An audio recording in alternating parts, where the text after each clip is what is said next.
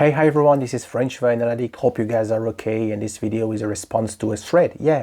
This one brought by Dave and Fidelity as he's celebrating with style his 1 year in the VC with a very cool tribute to London challenge. How about that? And I already watched several of my VC friends hopping on this very cool challenge earlier this week, starting yesterday with Brian and Bronic Robot.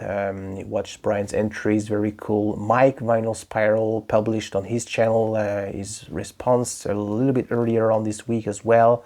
And I happened to receive earlier on Jack's Vinyl Voyage notification. I haven't watched Jack's videos yet, but seems like a lot of VC colleagues are keen to tackle this challenge. And if you don't know about Dave's channel, we'll put everything you need to know in this video description. First time I heard of Dave's channel was through Alex, aka Mon Frère, Beer and Vinyl, when Dave started his VC related activities. And I was really surprised in a good way when I watched several of his first videos when he talked about his vinyl haul. He just got back from Japan, I think, back then. And it seems to me that he has a broad taste in music in general, not only talking about classic rock stuff, but also pop rock, new wave from the 80s, artists such as Fela Kuti, for instance, Chico Buarque, so the tropicalism from Brazil, and he even talked once about François Hardy. How about that? So yeah, happy anniversary, Dave. Very cool challenge as well. I do have a personal connection with the music from the UK and London in particular. And I was lucky I could take several trips to London back in the days when I was still living in France. First time ever was in 2016. Yeah, we spent like 4 days with my wife. And I got back on my own in 2019 just for the purpose of buying records. It was a great trip. I visited all these iconic places. Went down to Reckless Records, Sister Rain, so Old Spitalfield Markets, and I have lots of great memories, and still have the records from this trip. Without further ado, let's dive into this 5 questions thread. As for the first questions, I will go with this iconic late 60s Vertigo Squirrel era. This is a power trio. A la Groundhogs, a little bit heavy blues. There were 2 ex-members from Procol Harum. They founded this band, and on side 2 there is a song called London City. Yep, London City. So this is one of my prized possessions. I found this record many years ago when I was still living in Europe. This is a No J Vertigo Swirl. Fantastic. They also released other albums on the Probe label. This one's probably my favorite. As for the second topic or question, I would go with a CD. This is a box set, Queen Live at the Rainbow, which was a theater venue in London. Box set released in 2014, I think, about when it came out.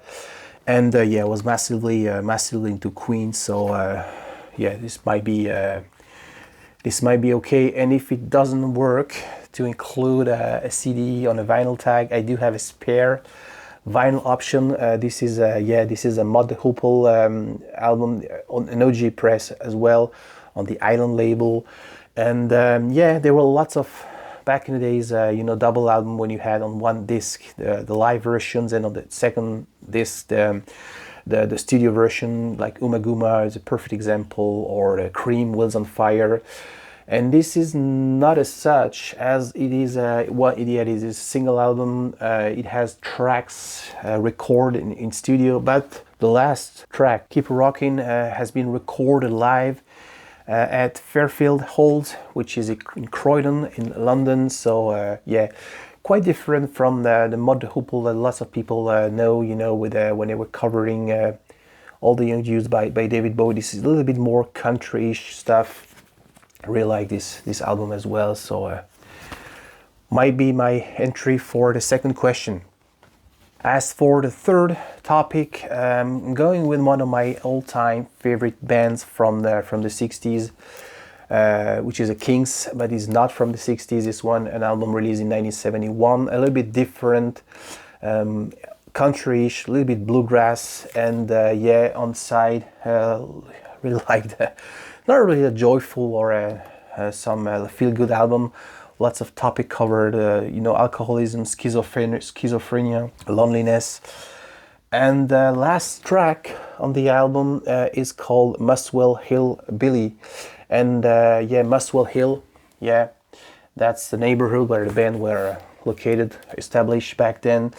And it is not only a borough in London, it's also the name of a street. So Muswell Hill will be my entry for the third question.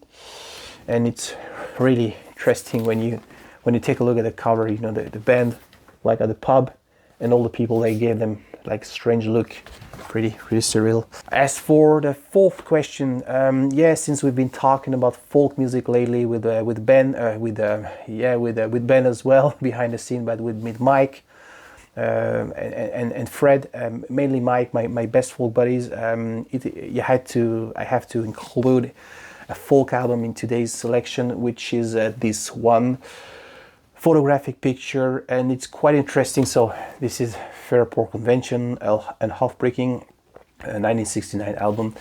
And it's interesting the story behind, they were like driving around in London, the band with Joe Boyd, and wanted to find the best pot. And Sandy Denny was like, hey, why don't we go to my parents' place? So this is actually Sandy Denny's parents in Wimbledon. So in London, and you can see the band behind having a cup of tea on the lawn, typical British scenery. Pretty sad when you think about it. Martin Lamble, sadly passed away a couple of days after they took this picture. So this is one of my favorite albums. A second one with Sandy Denny when she joined the band. Heartbreaking. And as for the fifth questions, I'm going with a all-time classics, late 60s album favorite of mine, The Zombies, Odyssey and Oracle. On side one there is a song called Beechwood Park, and Beechwood Park is somewhere in northeastern part of London in a borough called South Woodford, which is South Woodford, but it's in northeastern part of London. So I don't have to introduce this album to you, since it has recently been reissued in mono, I think. So lots of reference, swinging London 60s, So those are my entries for Dave's contest. Happy anniversary once again, long live to your channel, and hope you like it. Thanks for watching, and stay tuned for the next chapter. Bye bye.